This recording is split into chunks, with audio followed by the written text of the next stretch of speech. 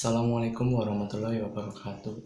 Perkenalkan, nama saya Jeffrey Desa Putra, nomor absen 9 dari kelas 11 Angkatan 2, Sekolah SMK Negeri 2 Cilacap, jurusan Teknik Pembangkit Tenaga Listrik. Di sini saya akan menjelaskan atau mempresentasikan tentang klasifikasi mesin listrik pembangkit berdasarkan fungsi dan karakteristik operasionalnya.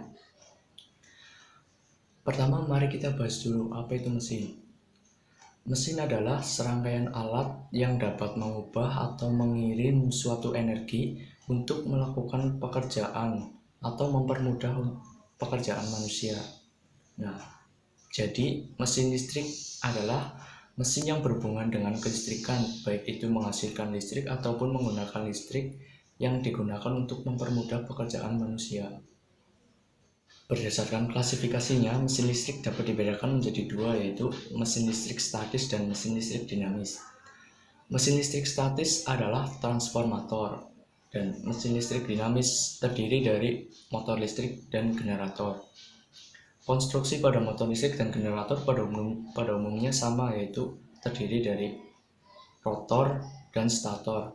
Rotor adalah bagian yang bergerak atau berputar. Stator adalah bagian yang diam. Saya akan membahas satu persatu dari tiga mesin listrik tersebut. Yang pertama adalah transformator.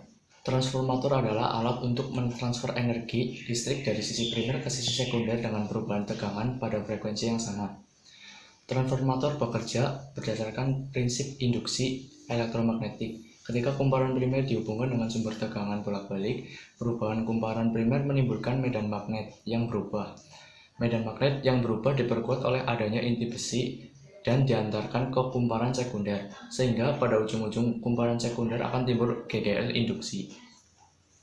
Transformator mempunyai tiga bagian penting, yaitu yang pertama inti besi, yang kedua kumparan primer dihubungkan dengan sumber, yang ketiga kumparan sekunder dan dihubungkan dengan beban. Yang kedua adalah motor listrik. Motor listrik adalah alat untuk mengubah energi listrik menjadi energi mekanik berupa putaran. Motor listrik mempunyai bagian-bagian penting, yaitu yang pertama stator. Stator adalah bagian motor yang diam atau tidak bergerak.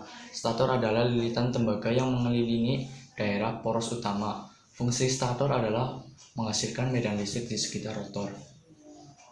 Kemudian ada rotor.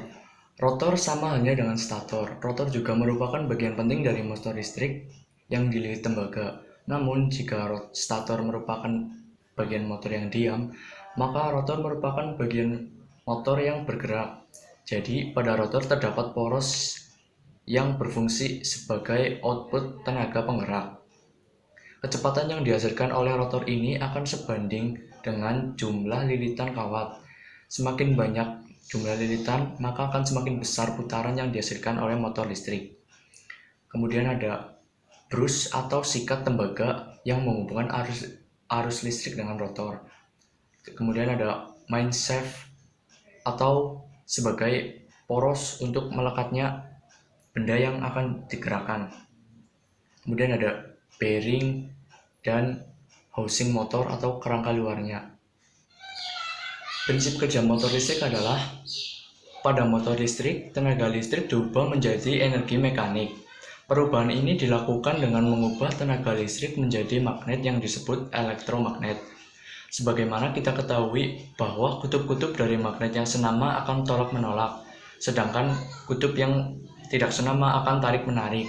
Maka kita dapat memperoleh gerakan jika kita menempatkan sebuah magnet pada sebuah poros yang berputar dan magnet yang lain pada suatu kedudukan yang sama. Yang ketiga adalah generator.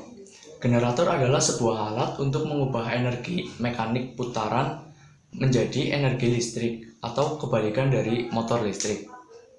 Bagian-bagian generator sebagian besar sama dengan bagian-bagian motor listrik, yaitu terdapat stator, rotor, sikat atau brus, bearing, kerangka luar, dan lain-lain.